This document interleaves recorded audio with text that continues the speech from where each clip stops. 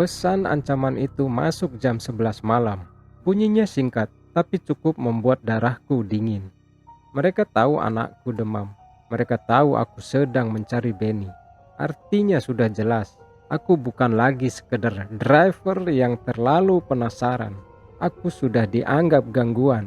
Dan sejak malam itu, aku sadar kalau aku telat bergerak sedikit saja, yang mereka ambil bukan cuma order, tetapi keluargaku juga.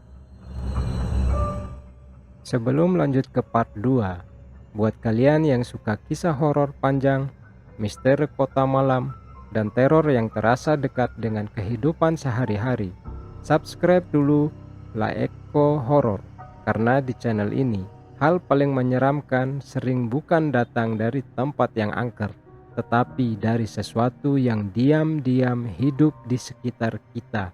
Dan sekarang kita masuk ke malam ketika aku akhirnya tahu siapa yang bermain di balik tuyul GPS itu. Pagi-pagi sekali aku langsung berangkat ke alamat Benny. Kontrakan itu berada di belakang pasar besi.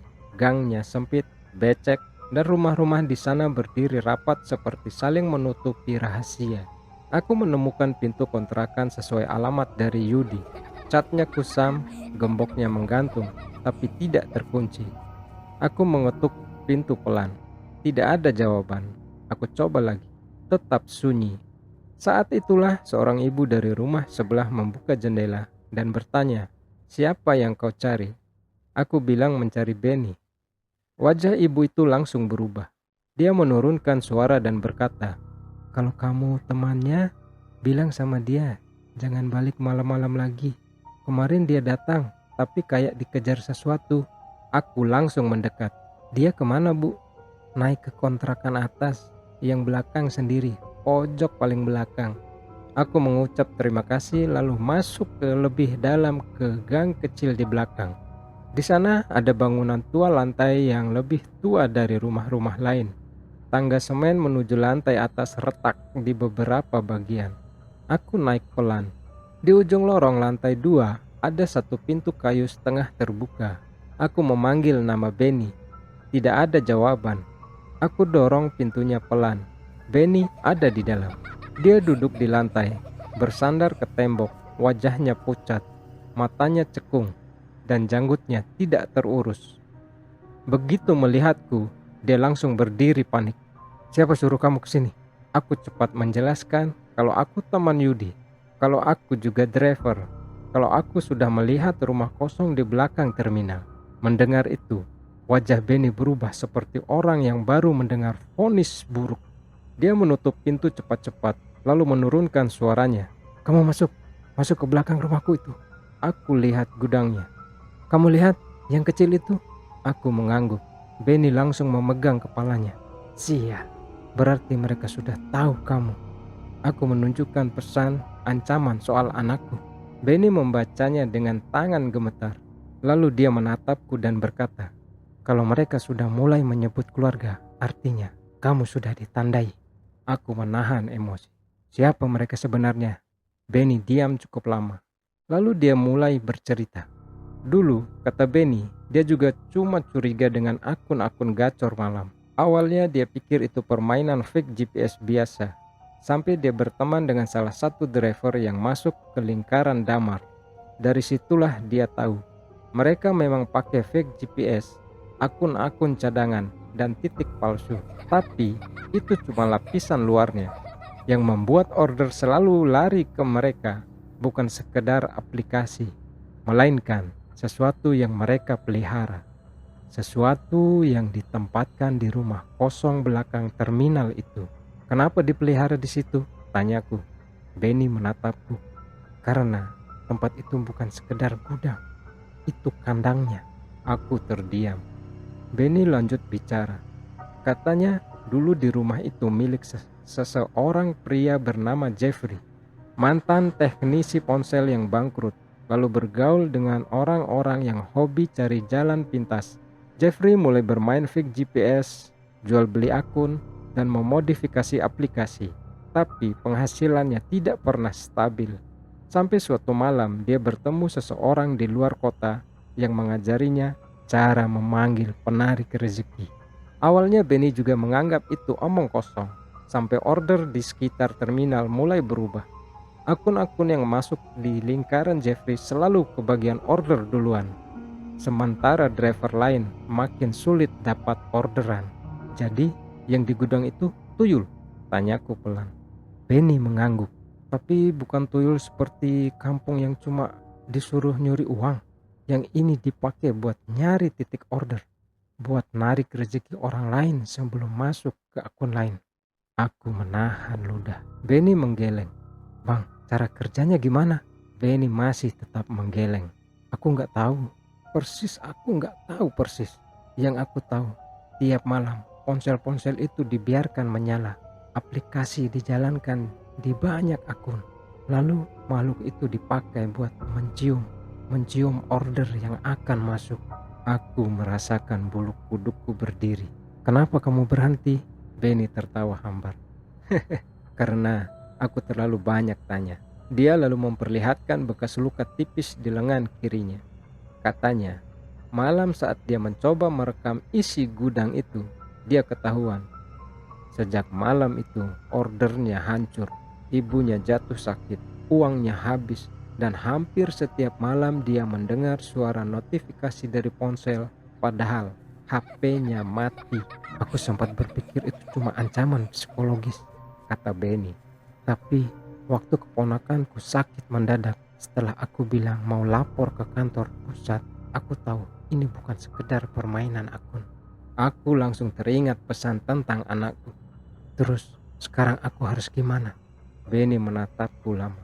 Kalau kamu mau selamat, berhenti. Buang nomor ini. Ganti akun. Jangan narik malam di area terminal. Aku menggeleng. Mereka sudah menyentuh anakku. Aku gak bisa diam. Benny memejamkan mata sebentar, seolah menyesali jawaban itu. Lalu dia berdiri, membuka lemari kecil dan mengeluarkan sebuah ponsel lama yang retak di sudutnya. Aku sempat simpan satu rekaman. Katanya, rekaman apa bang? Bukan video, cuma audio. Waktu aku ngintip dari luar gudang. Dia menyalakan ponsel itu. Suara rekaman terdengar pelan. Awalnya cuma bunyi dengung charge dan suara klik layar ponsel. Lalu terdengar suara laki-laki. Suara itu berat dan tenang.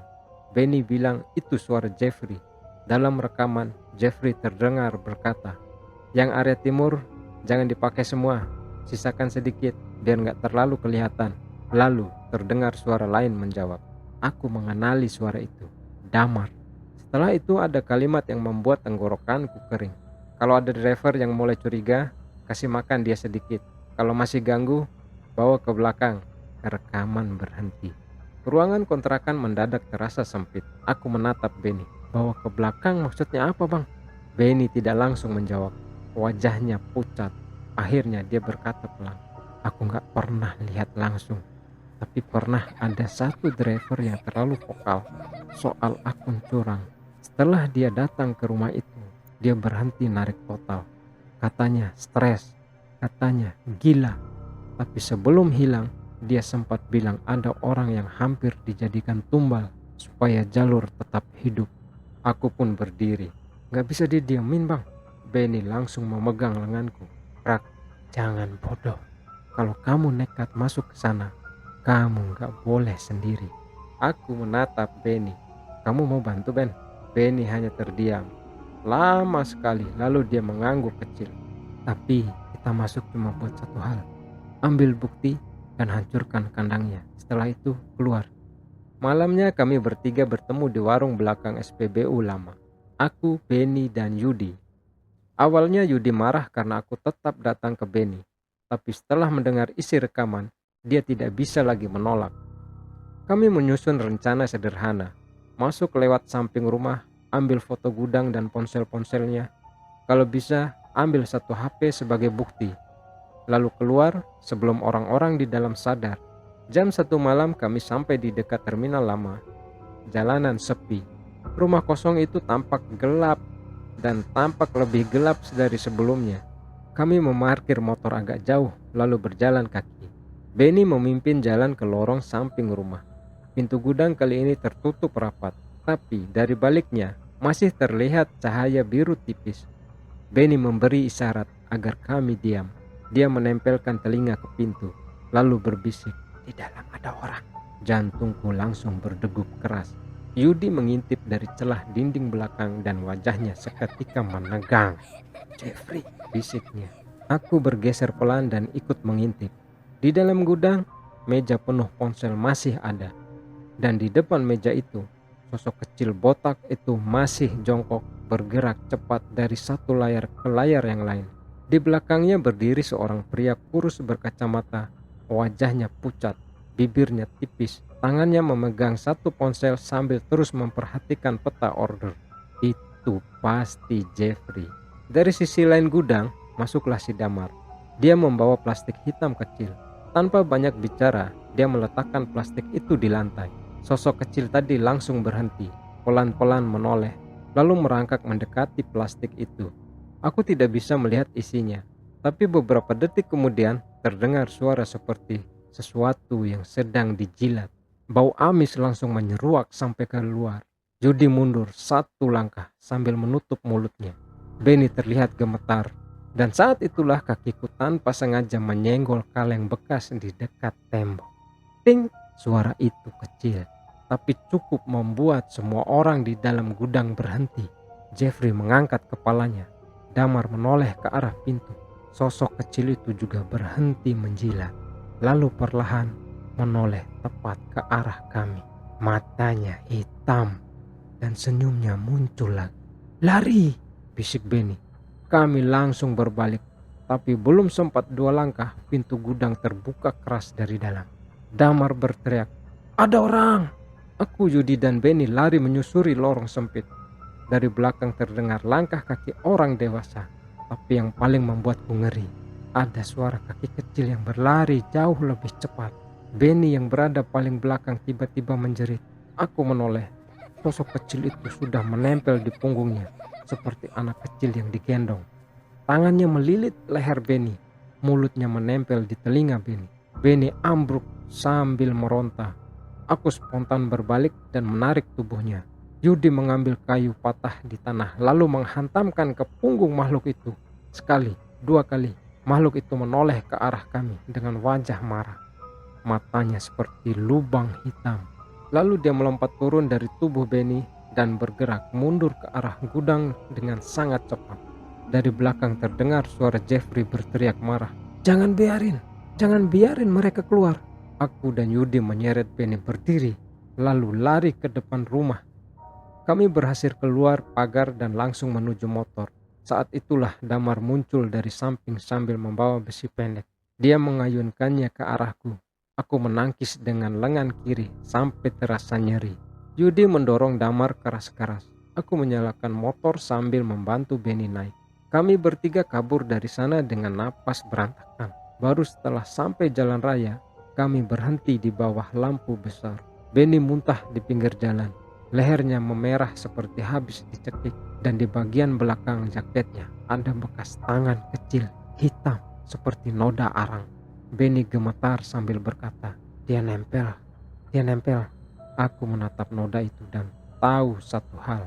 Kalau tadi kami terlambat sedikit saja, Benny mungkin tidak akan keluar hidup-hidup dari rumah itu. Malam itu kami tidak kembali ke rumah masing-masing. Kami berhenti di musola kecil pinggir jalan sampai subuh. Di sana Benny akhirnya berkata sesuatu yang membuatku sadar betapa gilanya permainan ini. Makhluk itu gak cuma dipakai buat nyari order, katanya pelan. Kalau Jeffrey butuh, dia juga dipakai buat menandai orang, biar hidup orang itu pelan-pelan hancur. Aku menatap ponselku yang sejak tadi diam.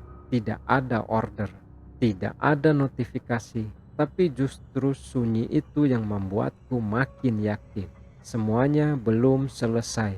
Karena selama Jeffrey, Damar, dan kandang itu masih ada, siapapun bisa jadi korban berikutnya. Dan yang paling aku takutkan mungkin bukan aku, tapi keluargaku. Sampai hari ini, rumah kosong di belakang terminal itu masih berdiri. Damar menghilang dari tongkrongan. Jeffrey juga tidak pernah terlihat lagi. Tapi sejak malam itu, aku berhenti narik di area terminal. Benny pindah kota. Yudi memilih cuma narik pagi.